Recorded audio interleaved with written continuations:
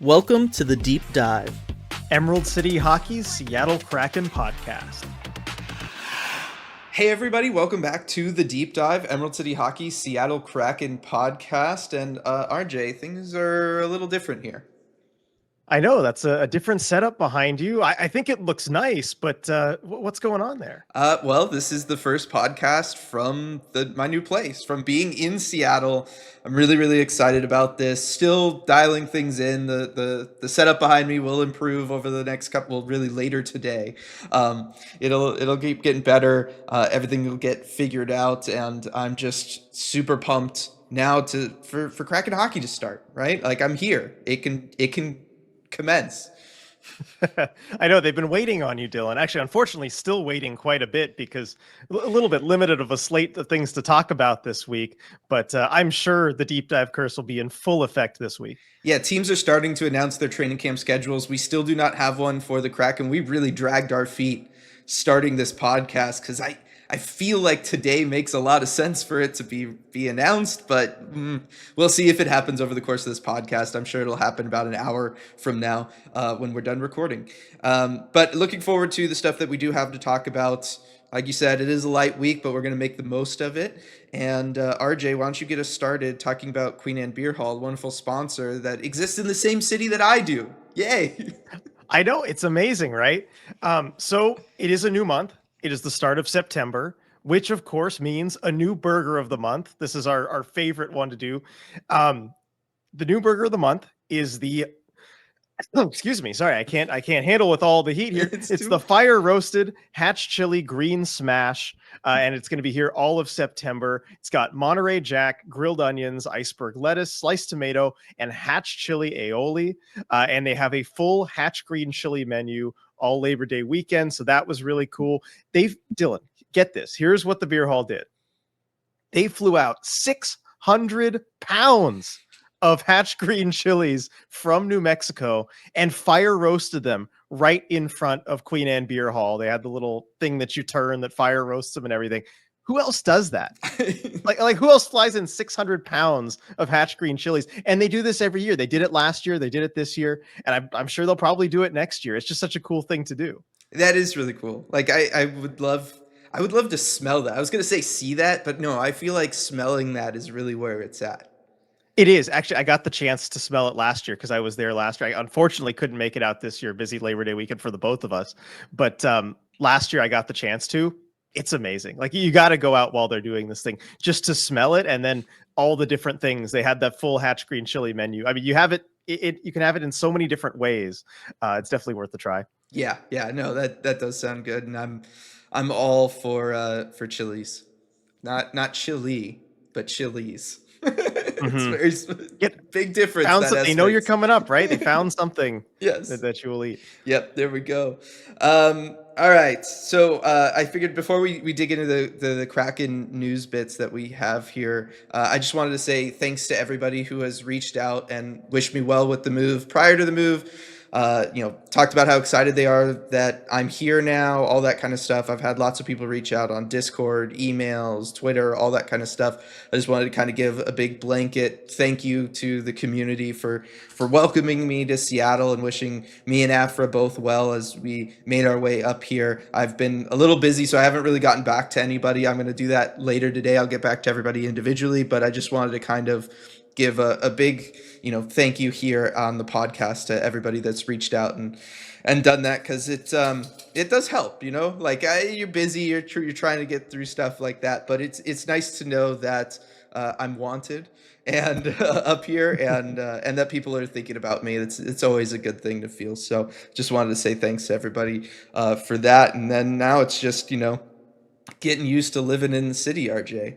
Coming from a suburb now, very much in the heart of a city. It's a little different. Yeah. What's the biggest change so far that you're really feeling? Okay. Well, I'll start with the good stuff. There's one negative. Okay. There's one negative. I'll start with the good stuff. One, I like that there's just like a little bit more energy. There's a little bit more going on.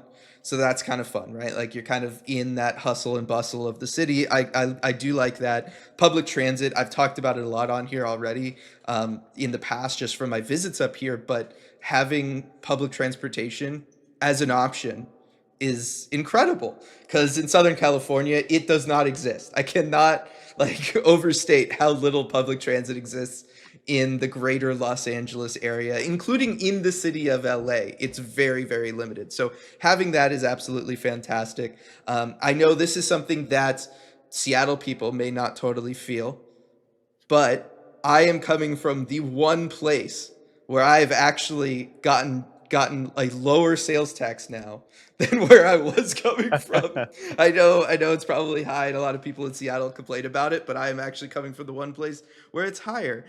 So that is nice. And then, just been excited, like setting up the room and stuff. Now, the one negative, RJ, is SoCal, like I said earlier, does not have a lot of public transit, and thus you rely on your own ability to get around by means of automobile. That is generally how people do it in Southern California, right? When you have an automobile, you need a place to park it. And because everybody needs them in Southern California, parking is fairly available in places, and the infrastructure is very much built around understanding that you need to park your car. Now, in the city of Seattle, because public transit is such an option for people, I feel like the emphasis is not placed as much on parking. So when you do need to park your car, you don't have as many options, which is an inconvenience, but that's not really what bugs me. Parking spots here are like half the size. I like, they're so narrow. Like every lot I try, it feels like the parking spots are so narrow. And I don't drive a big car, but it is a little for a sedan, it's wide. And I'm just like, this is crazy. So I'm always feeling like I have to thread the needle when I park in any, garage or anything around here. They all just feel so narrow compared to down south. I don't know if you experienced the same thing living up here. I did actually. When I moved up, that is something that I had to be a little more careful about parking. Just, and I don't drive a big car either, Yeah. but it just felt like I kind of had to fit, between, especially anywhere downtown, Queen Anne, anything like that, because that's where I lived when I first moved up. It's very narrow. I tell you, if you get out of the city just a little bit, I'm in Lake Forest Park now. The parking spots get so much wider. Okay. It's so much nicer where I live now. The parking spots are bigger. So that's the key. You just got to get a little bit out of the city. But I don't know, maybe you don't want to, because the light rail is just so good. Yeah. I know you're going to be using it a lot, and good timing actually, because they just opened the extension up to Linwood, like I think Yeah. a few days ago. Yeah. So you can go even further now. Yeah, no, I fully expect I will be able to go weeks without needing to drive my car, which impossible down south, unless you just truly did not leave your house. So The I'm excited California about mind that. cannot comprehend this. I know, I'm very excited about that. So it's just been funny. I wasn't expecting the thing that was like the biggest, minor inconvenience that I had from the whole moving process, just being trying to park my car in these tiny little baby spots though. So that's if that's my only gripe from the whole thing, I feel like things are pretty good. And I do feel like things are pretty good. Yeah, and I have one request too. You said it's nice to feel wanted. Make sure Yes. Afra knows that she feels wanted too, because Yes. I know she can't read the messages that people are sending you, or maybe she can't. She's a very smart dog. I don't know. Maybe she can read them, but if she can't, then make sure she knows that she feels wanted too. Yes, definitely. I'm excited to be able to take her to more things, let the community interact with her a little bit more than obviously we've been able to. So that's all good. And then obviously working on some sort of setup so that she can kind of like join in here for post games still and things. So that's part of what still needs to be figured out about the setup here in the apartment. But definitely will do. And yeah, we gotta. I mean, I still haven't even seen you in person. We gotta get Afra up there to see you. That's something that's got to happen soon. For sure, for sure, and yeah, getting her up on the streams where she can join, that is a must. I think Yes. everybody in the community will make sure that is possible. Definitely. All right, on to the Kraken, RJ. And let's go ahead and start with Oliver Bjorkstrand, because I feel like it feels like the most recent of this news that we're going to be talking about anyway. And that's Oliver Bjorkstrand's journey with his home country, trying to get into the Olympics. And then there was a brief injury scare involved, and there's just been kind of a lot as Oliver Bjorkstrand and Oscar Fisker-Molgaard both have been competing in that IOC, what's it called? It's qualifying tournament. Yeah, it's the Olympic qualifiers. Yes. Yeah. So what's the latest with Oliver Bjorkstrand? Because I know like Bjorkstrand injury is not what anybody wants to hear at the beginning of September. No, and especially in a season where the Kraken need to bounce back from a goal scoring perspective, Oliver Bjorkstrand being hurt is not what you want to see. But good news. This is Mike Betton, who has been kind of on top of this story. So he's been on top of a lot of these things we're Yeah. going to talk about. He's done some great summertime reporting here on the Kraken. But he says it sounds as though the injury to Bjorkstrand is not serious, and that it seems like the injury was outside of the competition as well. It was maybe a previous thing that had to be looked at. And the word is, from Ron Francis, quote, he needed to have something looked at, but is expected to be ready for training camp next month. So should be no worries there. Got some good news. The injury is not that serious, it sounds like. And also some good news. Denmark did end up qualifying for the Olympics. So hopefully Oliver Bjorkstrand in 2026 will be able to help his country compete at the Olympics. And also Oscar Fisker-Molgaard, Kraken prospect. He did play in those Olympic qualifier games and help Denmark qualify. Yeah, I'm really excited about that. I think both of those guys should absolutely be a part of that team. It'd be really, really cool to see Denmark in the Olympics there with both of them. And, it's going to be really exciting because a couple years down the line, what Oscar Fisker-Molgaard could be very much a Kraken player by that point in time. I think he can be. And so to be able to see the Kraken potentially have two players on the big underdog team at the Olympics is always a lot of fun. Yeah, we've definitely enjoyed that in international competitions in the past. The Kraken have had guys, whether it's like, Bjorkstrand for Denmark, Grubauer for Germany, I've always enjoyed. Yep. When he's played like at the World Championships and stuff. That's always been fun.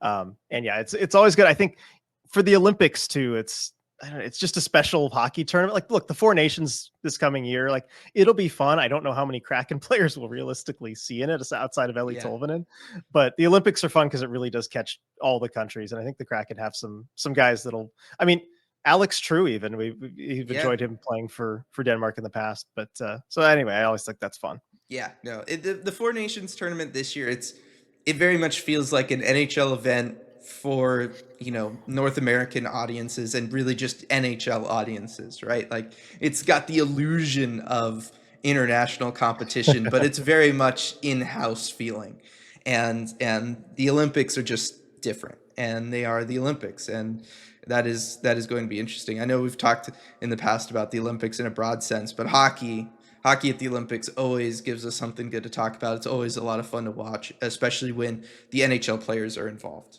And so definitely excited for that. And for Oliver Bjorkstrand and Oscar Fisker-Molgaard, congrats to them and congrats to Denmark for making it in. It's a big deal.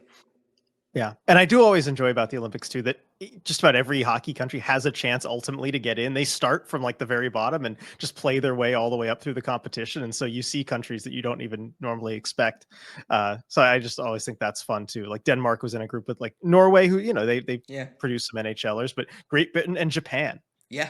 Like I just think that's cool. Japan's in there playing at the final level for Olympic qualification. Yeah, it's the whole system. It is almost like that. I could go off on a whole tangent, but I just think it's great. Yeah. is almost even better in some ways. So yeah, I'm with you. That's all really exciting stuff. For the Kraken, we got some exciting news, and that includes national broadcasted games. We now know for the schedule for this upcoming season which games are going to be hosted by ESPN and or TNT. I guess it's really just or TNT. Probably never going to be and. But we have the schedule, and the Kraken are going to have 10 nationally televised games this year, RJ. That is October 8th, opening day against St. Louis. That's the season opener / home opener / first game of the NHL season, just for anybody. So we have that one against St. Louis there. Also in October on the 22nd against the Colorado Avalanche. That's going to be another home game for the Kraken. Third game, only game in November, is going to be November 20th against Nashville. Again, a home game. December, we have one game, December 5th at the New York Islanders. Will be a national game. I'm sure that'll be an exciting one. January 30th at home against the San Jose Sharks. February 6th at home against the Toronto Maple Leafs. March 6th at Nashville, and then March 8th at Philadelphia. I think is interesting, kind of having the back-to-backs there. And then March 19th at Minnesota. And then finally, we're going to bookend the season with nationally televised games. and that is April 15th against the LA Kings at home at Climate Pledge, and that will be their last nationally televised game. So, I mean, 10 games seems like a fair amount considering, where the team finished in the standings last year, but also the market that is Seattle and the greater Seattle area. This feels like it's appropriate for the Kraken, RJ. Yeah, it does. And it ranks them, I think, somewhere near the middle of the league as far as nationally televised games. So that feels appropriate, I think, given where they finished last season. Yeah, I think it's the tied for the 17th most national games of any team. So yeah, that's right about in the middle, given where they finished last season, but also being a newer franchise and still having, but strong footing and fan base and everything. Yeah, it just kind of makes sense. Like I feel like there's not a whole lot of a statement here. If they were in the top 5, we'd be like, okay, maybe that's a little surprising. That's kind of cool. Bottom 5, I would think, okay, they're sleeping on the Kraken again, Yeah. just from an entertainment standpoint. But this feels right around where they should be. Definitely I mean, I don't know, kind of looking for stuff to talk about today and this week, if you want to do like kind of a quick live rankings of these or not, but is there at least like one game out of this schedule that you're really looking forward to? Yeah, well, the low-hanging fruit certainly is the first game, the season opener against St. Louis, the first game of the Dan Bylsma era. I think there's going to be a lot of eyes on that, especially given that it's the first hockey game of the season. It's the start of that triple header on opening day. I think a lot of eyeballs are going to be on that game because people are just going to be so excited to have hockey back and to see what the Kraken are now. So that's the one that stands out the most to me, even though it's probably the easy pick. I was gonna say, aside, go ahead. That one feels like a given. I think for everybody, it's just let's go with that one. Yeah, but aside from that, I mean, looking at it, there's not a ton that really. I mean, make Colorado. I guess maybe the very next one, October 22nd against Colorado, because the Kraken usually play the Avs close historically, sometimes, and so that has the potential to be a really good game. I guess the two also they have 2 games against Nashville that are nationally televised, and Nashville, who knows what they're going to be with the big free agent signings. Like they're a big kind of wild card team in the West, and so that could be interesting if things break the right way. Yeah, I was gonna say the Colorado game also, just because it's still also early season. So you're still going to have what is this team under coach Dan Bylsma, Howard, Brandon Montour, Chandler Stevenson fitting in, Shane Wright in his first full season. How is he looking? You're going to still have all of those early season October kind of questions that you're going to want answered by watching the team play. So I'm with you that the Colorado game on October 22nd is up there. I like the Nashville games kind of for the same reason that you were talking about. Well, for a slightly different reason, actually. And that is, you say Nashville's like a wild card team. Well, they might actually be a wild card team from a playoff perspective. And if the Kraken want to be in that conversation, games against other wild card team or other potential wild card teams are going to mean a lot for them. So those 2 games against Nashville could be big games for the Kraken come the end of the year when you're looking at standings points. If you can get kind of a 4-point swing out of those 2 games, could really help you in that situation. So that one's up there. I feel like the games against Minnesota are always like weird. They tend not to always be good for the Kraken, but they're at least weird and oddly entertaining. And I feel like post games after we play the Minnesota Wild are always some of the most like active. So I'm kind of looking forward to the Minnesota game for that reason. But also January 30th against the San Jose Sharks, RJ. It's be Macklin Celebrini, Will Smith, kind of the new look Sharks, Alexander Wenberg, coming back to CPA will be part of that storyline. But it'll also be a chance for a nationally televised game if the Kraken, can kind of maybe look good against a team that's not really supposed to be good. Like that could be a big opportunity for the Kraken in front of a national audience to just kind of go out there and have a really strong game and kind of change their perception for a national audience potentially. Right. I think a blowout win, which is kind of always on the cards potentially if you're playing against San Jose, that Seattle's done it before, that could go a long way for you. On the flip side too, if you have a disappointing game, as they've also had in the past against San Jose, it could look pretty bad on a national stage. I'm actually going to go to the very next national game there, February 6th against Toronto, because I think that's the real big opportunity to kind of show everyone what you can do. Because look, it's the Toronto game. And so, a lot of Canada, the biggest fan base in Canada, the Leafs, they're all going to be watching that because that's who the Leafs are playing that night. And also it's going to be a nationally televised game in the US. And so I think that one might actually have the most eyeballs of any of them, maybe aside from the season opener. So that's going to be probably the biggest stage, I think, of any of the games. I agree that it's the biggest stage. What I was wondering about, though, was the fact that nationally televised in the US, how much does that actually play for the Leafs, right? Like it'll be a huge game in Canada because every Leafs game is. So there will be a large Canadian audience. I was wondering, I don't know this, but do the Leafs draw big numbers for nationally televised games in the US, I wonder? Like I don't expect you to have the answer, but that is something that I am curious about. Yeah, I don't know, actually. I don't have the answer off the top of my head. I'm also wondering I'm trying to look it up real quick, just what the NHL schedule is on February 6th, and if it's like one of a few games or whatever, if it's Right. just what's on. And so then people are gonna, oh, yeah, okay, that's not as bad. I was looking at the NHL's calendar on their website, and it seemed like a really bad. No, okay, there's a lot of games on, actually.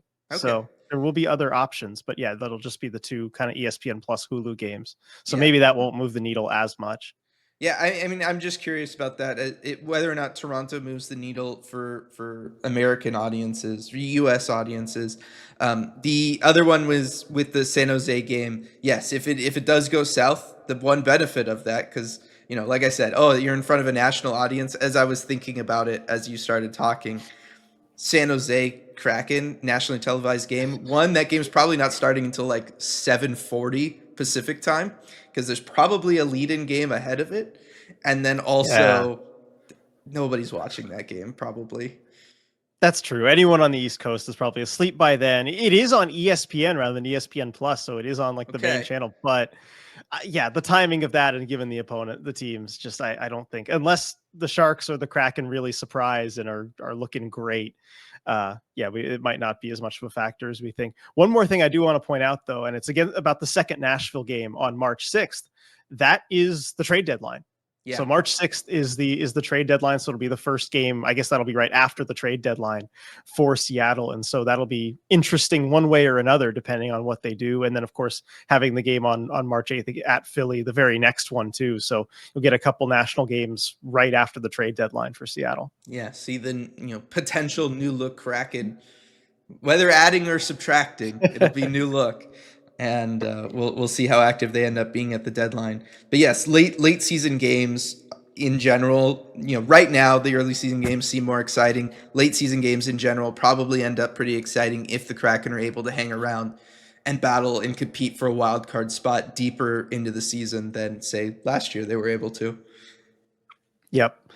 So yeah, and of course having the last game of the season, if they're in it at all. And I bet the Kings will be in it, whether it's right on the bubble or somewhere competing for playoff position. That'll be interesting no matter what. Yeah, no, I'm really excited about that. So I'm happy that we get 10 nationally televised games. I know there's the issues with the ESPN broadcasts and all that kind of stuff, but still, it is good to have this team in front of a national audience.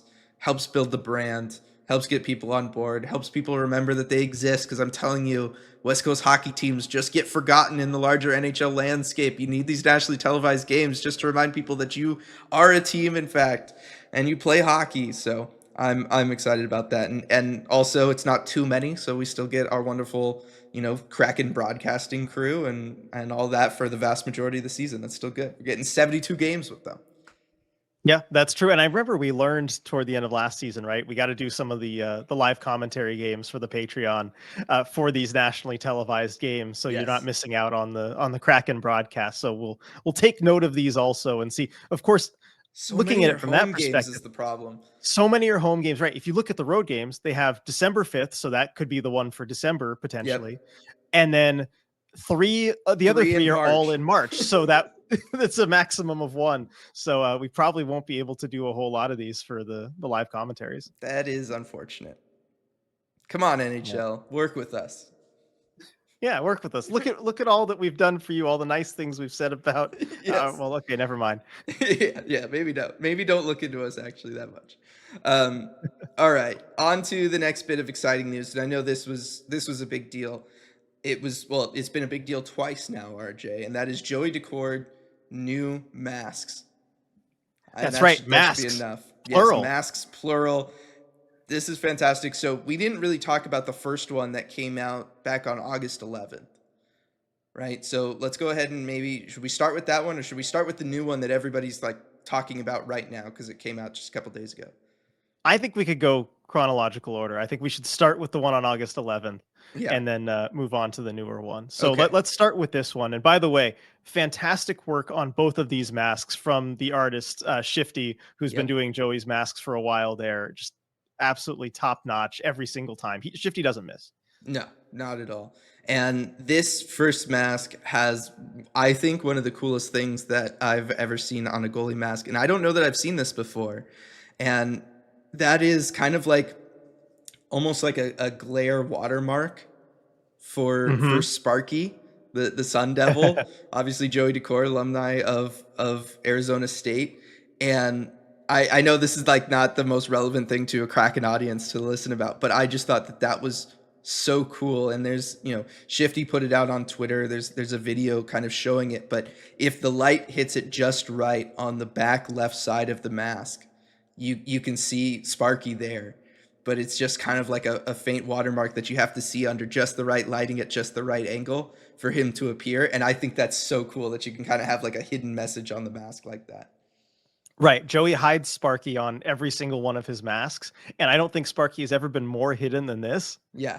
Because usually it takes a while to find where Sparky is on the mask. But this one, the light has to be hitting it just right. It's just such a cool effect. And I know you've always been a proponent of teams, players utilizing different kind of effects. I know you've wanted it for even like jerseys, like where they change colors and stuff like that.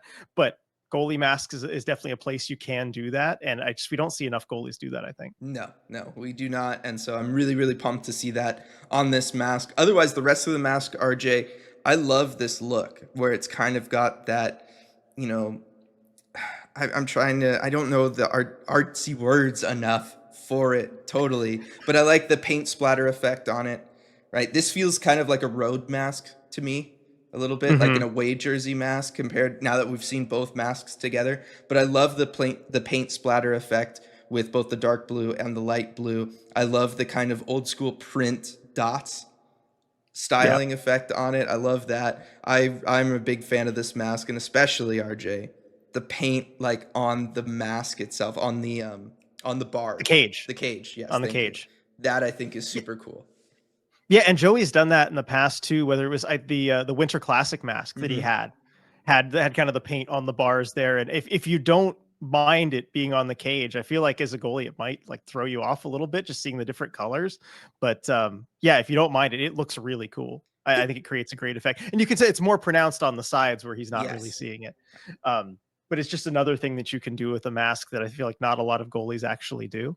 Right. And what I'm wondering is how well does that age as you take shots over the course of a season and stuff? Like, does that paint start chipping off? Does that become a problem? Is it repainted semi-frequently just to kind of keep that look? I don't know. That's the one thing that I was not concerned about, but that I was thinking about. If I'm a goaltender and the paint starts chipping off as I take shots, then that maybe becomes like an issue when looking through it. That being said, I feel like you're so focused on the puck. I don't know that a goaltender totally even sees the cage in front of him anyway. Yeah, I mean, I it's a totally different level, but I did play a few years of goalie in youth hockey, and you do kind of tune it out, but you do see it a little bit, so it's kind of in between there. But it's, what, that's something you can actually ask Joey about during training camp. That's you're up here, and Joey's always happy to talk about that. So we can go and ask him ourselves in a couple of weeks. As for, I know there's got to be a name for those dots, right? Like what they're technically called. I don't. It's know, like so, because there is like, is it stippling, something like that?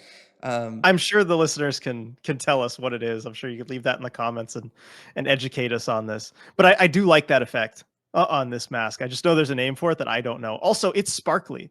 If you get close, especially looking at like the anchor in the front, there's lots of sparkles on it. And in some of these pictures, it doesn't really show, like from a distance, it doesn't really show up, but up close, it looks super sparkly. Yeah. It's like, I'm like looking in like graphic design programs, and it's always like under like newsprint, like as an effect or something like that. But there is stippling, which is like a dot, a thing, but I don't think it's technically this. I don't know. Somebody can correct me. My sister's probably screaming at this right now, former art major. I mean, But as usual, the community knows way more than we do yes, about most topics, certainly yes, collectively. So they can enlighten us on this. yeah, But yeah, overall, love the mask, and I like also the masks that have kind of the more of the like the white background kind of thing. hmm We've seen with Grubauer's masks too, kind of having the like that white colorway, right? Where I think it actually, you said it's more of a road mask, and I agree, but I think it actually looks really good with the home uniforms too, yeah, at least from judging by like Grubauer's mask, where he had like the kind of the right. pencil effect and going with mostly a white background. Um, I think this is going to play for either home or road, but you're right. I could see him maybe using it on the road a little bit more after Yeah. seeing the other mask. Yeah, I like the chrome kind of the metallic paint on the Kraken S on it, and then also RJ, I can't believe you've waited this long, or you're potentially not even going to mention it, but it is just covered in the Anchor logo. It is, yeah, the tiny They're anchors at all the everywhere. different directions everywhere. It's your Just threw a logo, bunch of man. tiny anchors at it. Yeah, no, I do love the anchor logo, and I do like how he's incorporated it here, especially being on like the chin on the front of it too. hmm But yeah, anchors everywhere. It's great. Yep. And then we got just a couple days ago the unveiling of the second mask. RJ, this is a goalie mask. I don't know how else to like. This feels like it's ripped straight out of our childhood. This mask. Absolutely. I mean, this is first of all. I mean, should we start with with the troll in the room? Yes, absolutely. Okay, so Joey Daccord makes Kraken history as the first goalie to include, yes, the beloved mascot Bowie on his mask in the bottom left there, kind of where you hid Sparky on the last one, and it's glorious. Like, what a fantastic idea! It's going to be fun all season, just kind of seeing Bowie mess around with that. Oh, completely. Like the opportunities for videos, TikToks, all that kind of stuff are epic. There's just so many that I know the Kraken PR team can have fun with this mask. But just all of it, RJ. You got Bowie on there, which is fun to have the mascot on the mask. You've got the Kraken on there, which is also cool. Like full body Kraken on here. You've got the lightning effect on the top, which, like I said, very much feels like it's of a certain era of goaltending masks. To have the kind of like lightning energy streaks going through the font, the kind of graffiti font of Kraken written along the top of the mask feels very, very much also highly stylized and kind of a certain time, like very 90s, to kind of have that font there. And then kind of hidden, same thing as with Sparky, where it's maybe just going to be certain types of lighting that you're going to see this, but there's like the silhouette of a shipwreck on the front, on Mm-hmm. the chin section, and that looks so cool. It's got some fish kind of swimming in front of it, and then some kelp and stuff down below. And I love that. I love, because this feels like the first mask to really have a spot dedicated to the deep and the concept of what that truly kind of means. And I absolutely love it. Right, and you look at the Kraken that he has right by Bowie in that lower left corner. I know it's always been a thing for the team, and I get it for them. You know why you don't want the Kraken shown, right? You can't show the Kraken. It's the mystery of everything, right? But doesn't mean you can't show it as a goalie. hmm And I'm surprised we actually hadn't seen it to this point on a goalie mask. But of course, Joey Daccord's going to be the one who's not afraid to actually show the Kraken. I mean, we're not opposed to that. Look at our Emerald City Hockey logo, Yes. right? Right behind us, both of us. I think it is pretty cool if you show the Kraken. And so I do love that he has released the Kraken in that way. Also, you look at the details up front, the little water beads, Yeah. right? It looks Yep. like there's little water beads dripping off of it. Like just there's so much detail on this one too. This one is so dope. Like, I can't wait to see this one in person. This is the one that I just so want to see in person, and I would love to talk about, because it is just so, it's a lot, but in all the right ways. Like I said, Mm-hmm. like it feels, like I said, it just feels like a goaltending mask from our childhood, from growing up. Like, there's just a lot. There's multiple critters on it. There's like a little scene on the chin section there, the underwater scene, and then the top is just like pure 90s fun stuff. It's Yep. really, really cool. Have we seen a back plate for it? I have Because I'm not. not seeing that here. Actually, I don't know that I've seen that for either mask. No, I haven't for either mask. If I'm looking at it here, I wonder if the back plates are, well, no, they must be done. You should probably do it at the same time. But I haven't seen the back plates. Yeah. So that's I haven't something looked to at, look if I'm forward looking at to. Joey's previous masks, are his back plates more or less the same, or are they, let's see, I'm trying to see if I can find it here. I'm just on Shifty's Instagram, so I'm kind of Yeah. trying to scroll down here real quick, but I can't. Okay, it's making me log in. This isn't going to work in any fast way. Yeah. And it looks like also on this mask, Sparky, the Sun Devil, is also kind of hidden in the same way as the first mask, where you kind of just need just the right angle, and then you can kind of see the glitter paint, the faint outline of Sparky there. So that is cute and fun. I don't see any back plates on any of these. So that is just something that I'm kind of curious about, because I feel like with this one especially, because you have the scene, the underwater scene on the front chin section. I'm really curious to see if that would kind of continue onto the back plate as well, or if that would be maybe where Joey has more personal messages, all that kind of stuff. So it's just always intriguing. Feels like we've seen a lot, but it's not the full picture. Right. And I think we'll have the chance to, like I said, at training camp, we'll get the chance to look. And I know in the past, Joey's always been, super, super friendly and accommodating with the media, letting us even, hold the mask and just take a close look at it too. So I'm sure we'll have no problem seeing what's on that back plate once training camp starts. Definitely. Definitely. All right. Anything else you want to say about the mask? I will say this, with the rendition of the Kraken there, very much a very octopus looking design. Yes. That is true. Yeah, more octopus, less squid. I know. I was kind of comparing it with our logo, as I see our logo behind us, and then in front of me the Kraken on his mask. It does look a little different. Yeah. I mean, well, it's a mythical creature. There is no right or wrong way of portraying it. Exactly. Tentacles. You need tentacles. You I think need that's the tentacles. That one is must. the universal. You need that, and you need it to be menacing. I Yes. feel like, and the red eyes Check really both of those sell it. boxes. Yeah. Red eyes, especially for the Kraken, that is the one bit that needs to be there too. And Yes. this definitely has it. So that is all good stuff there. I'll let you get a last word in if you want it. I think I said it already. Shifty All right. doesn't miss. He does not. That is very, very true. All right. The next little bit of news to talk about. We talked about this earlier with the Oliver Bjorkstrand injury situation. You brought up Mike Benton kind of being on it, being the summertime reporter, really for the Kraken. And Mike Benton was on a different situation this past week or so, RJ, and that involved one Edward Chalet. Right. So this is interesting news as the Kitchener Rangers announced their training camp details and training camp roster. And noticeable from that, or notable, was no Edward Chalet on the Kitchener roster for their training camp. Mike Benton said he checked in with the team spokesperson, who replied, Edward will be with the Kraken at the time of our camp. But of course, this was August 26th and 27th. So the Kraken wouldn't open camp until well into next month. So at that time, so that kind of raised some eyebrows as far as, okay, what's going on here? And then he did follow up on that. He says the Kraken have confirmed with KJR, his radio station, that Chalet will be with the team at next month's rookie camp, but no confirmation on what's next. But nothing on the OHL roster, and arrival here next month certainly opens the door for a pro move. So we still don't have certainty on where Edward Chalet is going to be playing next season, but this has definitely opened some questions of, is he going to be in the OHL at all? He is eligible to play in the AHL with Coachella Valley. Should the Kraken want to do that, because he's European, the CHL NHL agreement doesn't apply to him.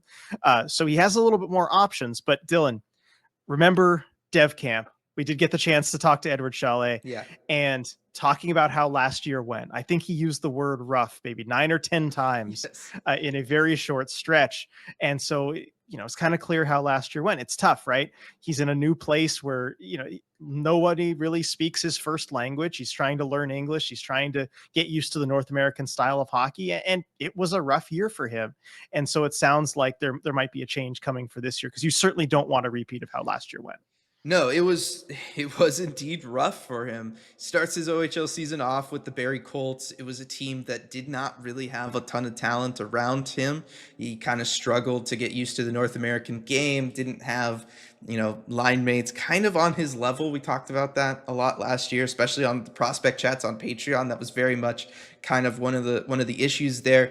Gets the midseason trade over to the Kitchener Rangers, who are really kind of loading up around another Kraken prospect in Carson Rykhoff. And, he was able to join that team. And then that team that had a lot of top NHL prospects, including Rykhoff and Chalet, just nobody gelled together, right? Kitchener brought in a lot of big names and nobody kind of gelled together. It just did not seem to work out for them. They immediately had like a big losing streak right after the trade deadline. It was a rough situation kind of for everybody involved as they were trying to figure that one out. And so that also kind of continued that trend for Chalet last season in the OHL. I really feel like if you're the Kraken, if you're Chalet, it makes the most sense to have him play for the Firebirds, bring him in-house, so to speak, right? Kind of under direct organizational control. You have a lot more ability to help him with that transition to North America if he's playing for the Firebirds than if he's playing for an organization that is not part of your main organization.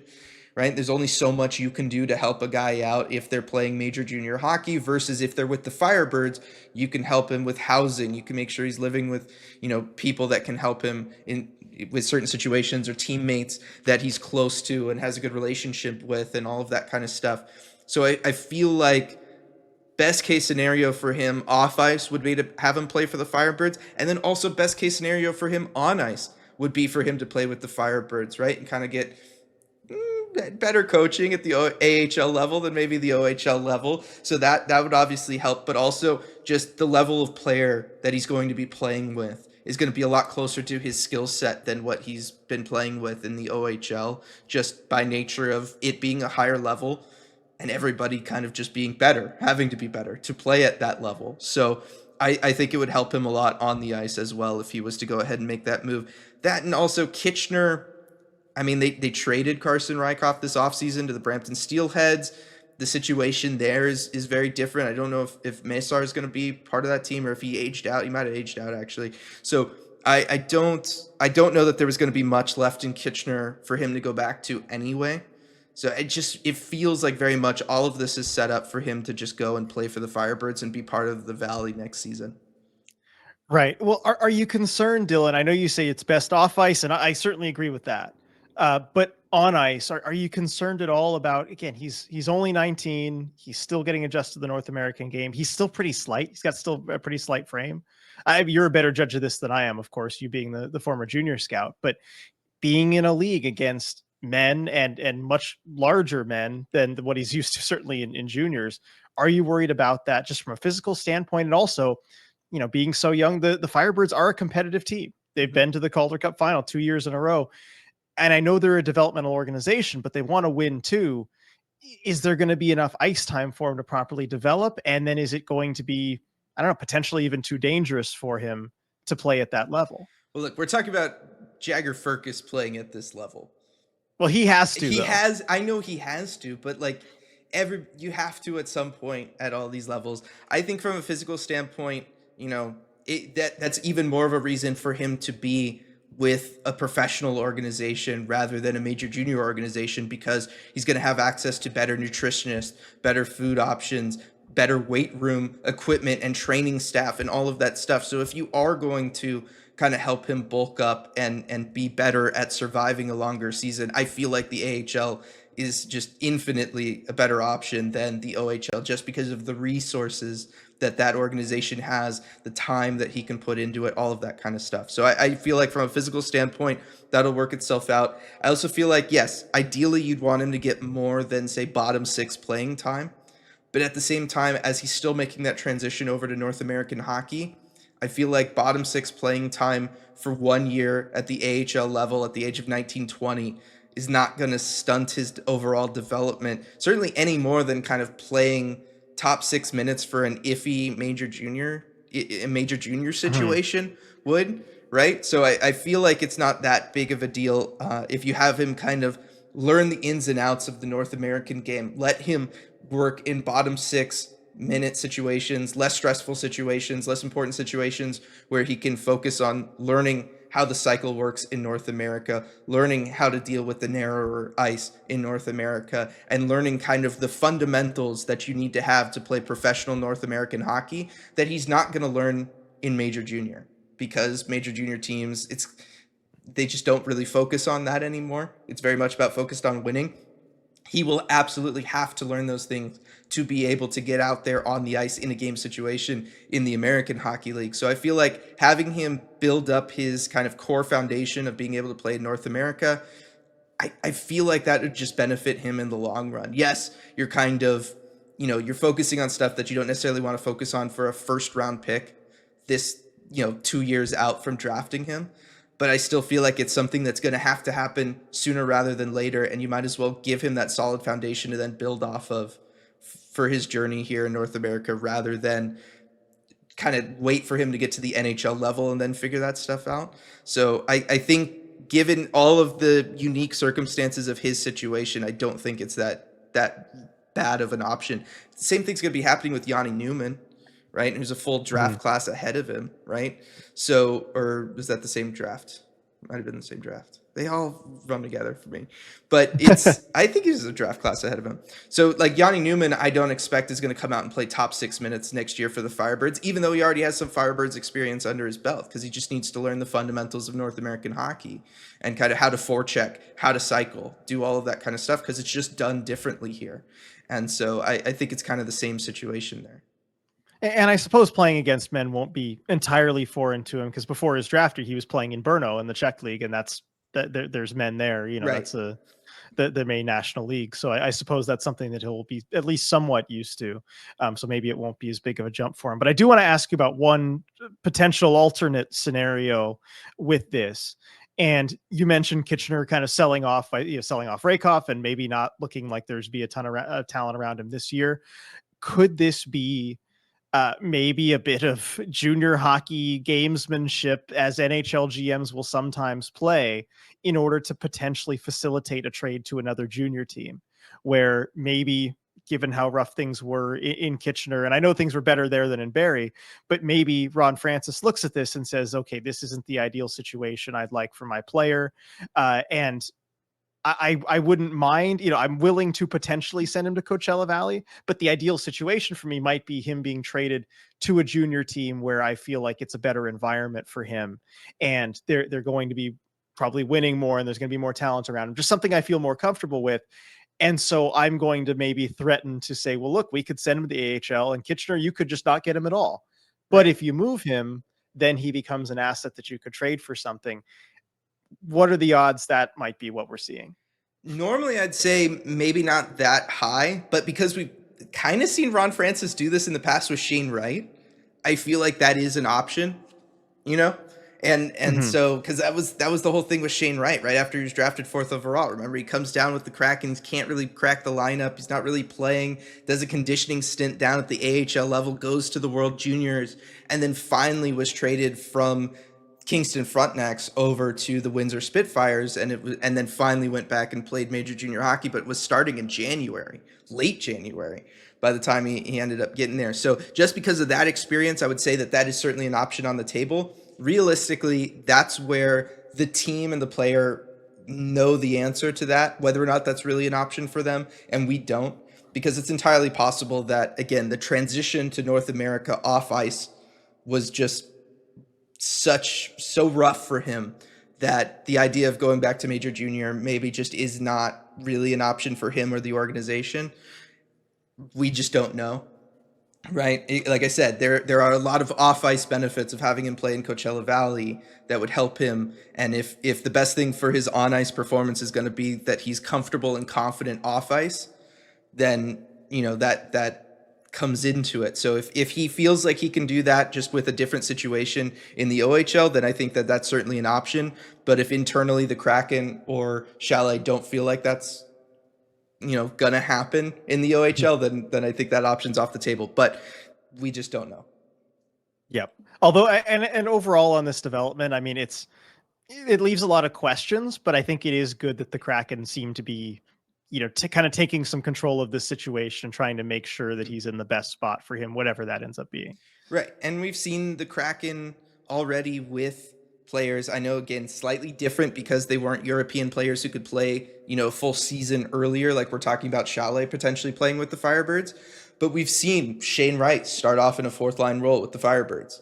We've seen Ryan Winston start off in a fourth line role with the Firebirds. Guys like Ty Cartier, Logan Morrison coming in and joining the Firebirds organization, starting off at the bottom, working their way up. I know it's a different coaching staff now that Coach Dan is up here coaching the Kraken, but still, there is already a track record of guys joining the Coachella Valley Firebirds, early season playing bottom six, and then even by the end of that first season, if not certainly the next season, they're in the top six, they're looking ready, and they're able to join the Kraken and make a difference with the big club. So if I'm them, I'm not sure that, like I said, I'm that scared about him playing bottom 6 minutes with the Firebirds, just because Firebirds organization has proven they can take those bottom 6 minutes and really coach up a player, build that solid foundation, and then let them cook once the opportunity is there for them.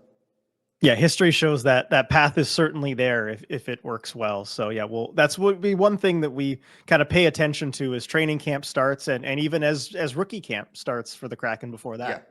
Yeah, and rookie camp, we should know, again, soon, just like with training camp dates, we should know when rookie camp starts here soon for the Kraken. Other teams are starting to announce it. Now, what we do know is that the Kraken are going to be taking part of a multi-team rookie camp down in Los Angeles at the LA Kings practice facility. I don't know if it's still the Toyota whatever it Toyota is. Center? It's the Toyota Sports Performance Center in El Segundo, California. There we go. They changed the name slightly.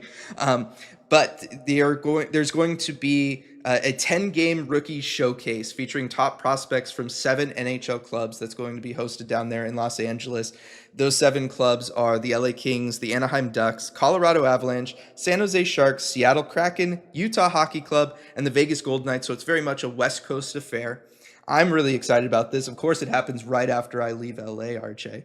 But the Kraken are going to be there. They're going to be sending people. We don't know what the full roster will be for the Kraken that they are sending. We know that Berkeley Catton is involved. That is the one name that we kind of know definitively is going to be there. We also know the dates in which this event is happening. So this starts Friday, September 13th. Now, the Kraken have their first game the following day, Saturday, September 14th. The Seattle team will be playing the Colorado team. And then, things will get, and then again on Sunday, September 15th, the Kraken will be playing the Vegas team. So we know the dates for the Kraken games there. It seems like most teams that have announced their overall rookie camp, they're starting the rookie camp a day or two earlier in their home city, and then the prospects will go down for those games in LA. So it's possible that the Kraken will start some sort of rookie camp up here at KCI on either September 12th or 13th, and then just to get the team all together, and then they can travel as a group down to Los Angeles for those games on the 14th and 15th. That's the way other teams are doing it. Again, we have no confirmation that that's happening. It just seems like a smart way to go about it.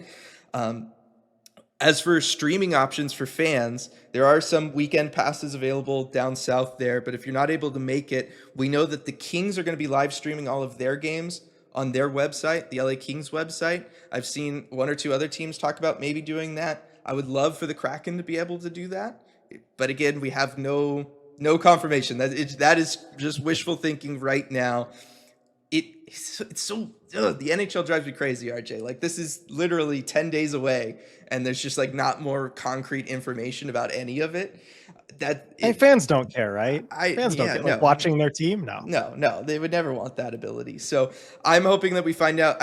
I'm almost sure that we will find out more details in probably the next 3 days, realistically, both for this and then obviously on the Kraken side of things, as far as like a full roster, what their full rookie camp is going to look like this year. But we do know that much is going to be happening for the Seattle Kraken. They will be playing 2 games, Saturday and Sunday, and they're going to have a group there of prospects playing against other teams' prospects, which I think is really dope. Like, it's really cool that these teams are kind of joining together to do something like this. I would love for this to be annual and then maybe a traveling thing where it kind of goes, it's the same kind of 7 or 8 clubs all the West Coast teams, and then it kind of just travels yearly to all the different markets. I think that would be really, really cool. Right, and this type of thing does actually happen somewhat regularly. I think this has happened in LA, the last 2-3 years, because people have talked about the ticket prices for this, where they are much, much higher than they used to be the last couple of years. So it shows that they have done this in the past. This is just the first year the Kraken have actually participated in something like this. And, it takes some time before you have enough prospects to really make it work and be able to send those guys out there. So now these are the kind of things the Kraken can participate in. And so I think we'll probably see this going forward, but I would love the rotating cities type of thing, which maybe LA, given the 3 California teams, makes it, and Vegas being close, and it just makes it a little closer for travel purposes. It probably makes a little bit more sense than, say, hosting it in Seattle, but that would be cool to see it rotating different venues. Well, the other thing is about that complex that the Kings have in El Segundo is that there are stands to watch this so that you can sell tickets. I feel like not all the practice facilities kind of have that option, but Seattle does. They have at least one rink that they could sell tickets to. Yeah, they do just have rink 1 at KCI. You can do that. Rink 2 and 3, not so much. So it's probably not as well suited. That is true. Pour cold water on my idea, RJ. That's fine. With your facts and reality. What am I here for, Dylan? What else would I be here for? I know. It's fine. But I'm still really excited for that. Hopefully we will have an option for streaming that, all of us Kraken fans, because I think that'll be a lot of fun. It'll be really exciting to kind of see this group again after Dev Camp, because that feels like a million years ago now, RJ. And just to let everybody get going before training camp kicks in. Yeah, it should be a fun little ramp up before we see everybody. And at that point, we might even be seeing kind of the captain skates, right? Because that does tend to happen as well, where you'll have some of the veterans on the roster go do informal skates, usually organized by, they call it captain skates, because usually organized by the captain. But of course, the Kraken without a captain will probably just be organized by one of the veteran players. And so you'll see them on the ice at KCI maybe a day or two ahead of training camp. So we'll be on the lookout for that as well around the 14th and 15th. Yes, and then we'll be able to talk about training camp storylines that we're looking forward to, RJ. We have the content. It's there. We just gotta have dates so that we can talk about it all in more detail. But I think that's going to do it for this episode of the Deep Dive. Unless the Kraken, I guess we should check right now, just in case the Kraken have dropped training camp dates. I feel Last chance. That would be something we're checking. Kraken. Just real quick. I do not see anything, no. Bummer. Well, it was worth a shot. Otherwise, let's go ahead and talk about the Burger of the Month one more time over at Queen Anne Beerhall, RJ, before we sign off. Do you still have it in front of you? Of course I do. I've been staring at it this whole time on the podcast. I haven't been able to take it off of my screen, and I'm really hungry now, so I think I'm going to go eat after this. But is the fire roasted Hatch green chili smash. If you like Hatch green chilies, there's 600 pounds of them. You got to go and eat. So make sure to go through those burgers, try it out, and check out Queen Anne Beerhall. Great place as always. Definitely. I can't wait to make my first visit over there as an official member of the Seattle community.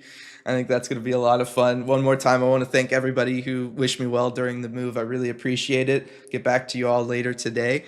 And that's going to do it. We will see you all next time. Hey everyone, before we go, we just wanted to give a quick shout out to all of our awesome patrons over at patreon.com/Emerald City Hockey, especially our Terror of the Deep patrons. Thank you so much for making all this possible. We really appreciate your support.